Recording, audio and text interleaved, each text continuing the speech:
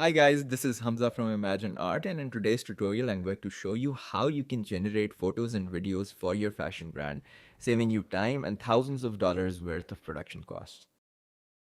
So the first thing that we're going to do is open up ImagineArt's homepage, right? We're going to click on image. And so the idea over here is that you'll have to upload reference images of your product, right? As you can see over here, I have a few images of different tops, and they're all just standard images of just the product and with a white background, right?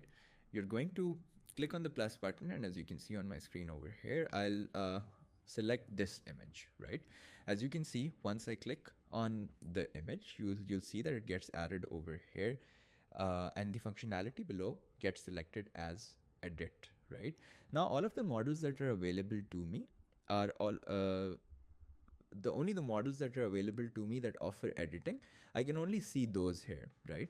I'll be using Seedream V4 edit now because the skin textures that Seedream provides are much better than Nano Banana. With this image selected, I have a prompt ready and I'm going to paste it over here.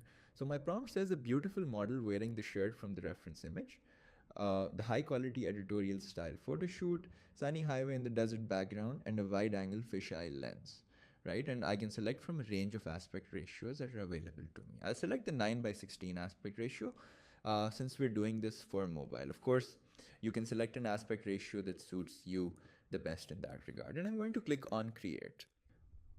So in this manner, you can see how I've generated multiple images of models wearing my clothes. You can see how it's maintained the accuracy of the product of my shirt in itself, and while maintaining realism as well, right? These are the results with the wide angle fisheye lens. I personally really like this result as well. And then I've tried it with different aspect ratios. I've also added some more products over here, and had two models wear two different shirts from my brand, and that's something that I've been able to achieve, right? Once we're done with this, you have enough images for you. You can then simply hover over a generation that you like. For example, if I like this one, I'm going to hover over this and click on animate. You'll see how when I click on animate, I get moved over to the video panel, and all of the options below, the controls that are offered to me, also convert to um, controls that pertain to video generation, right?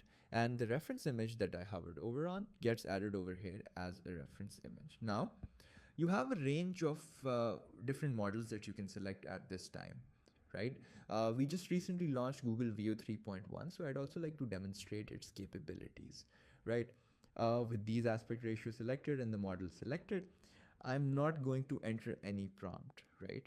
And just click on create. Now, what this is going to do, the idea behind not adding a prompt, this is something that you can do as well, is that the video generation models have become quite intelligent in the sense that they understand your reference images, they understand the context that they're within, and add motion, very realistic motion to it very naturally.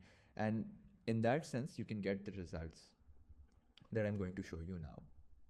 So as you can see, the model has added the realistic motion to a still image. The model's posing, she's looking into the camera, and so it's maintained that realism. And the best part is that the product that's integrated is your product, right? So these visuals are ready to be published, to be used in all of your marketing endeavors. You can do these from all of the images that you've generated initially in the first step of this tutorial. I can do that with any of these images that I have generated. I'd also like to show you some of the other results that I've tried using JSON prompting. I've generated JSON prompts to get a more complex nature of generations. If you don't know what JSON prompting is, we have a detailed video on this, which I'm going to link above this video, so you can watch that as well. But for this video, let me just show you the results that you can achieve for your fashion brand using JSON prompting.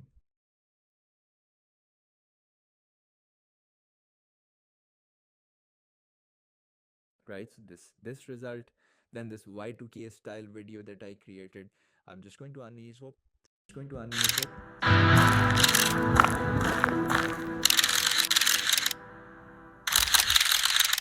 So these sort of results you can generate using JSON prompting. But anyways, this is what the tutorial looks like to generate high quality studio level photographs and videos for your fashion brand. The process includes requires just a single image of your product.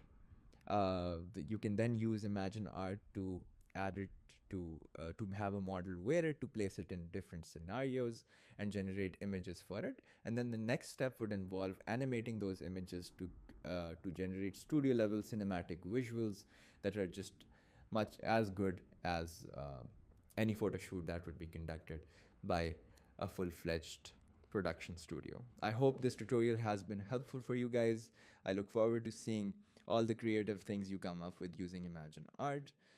If you have any questions, comment them below this video. Thank you for watching.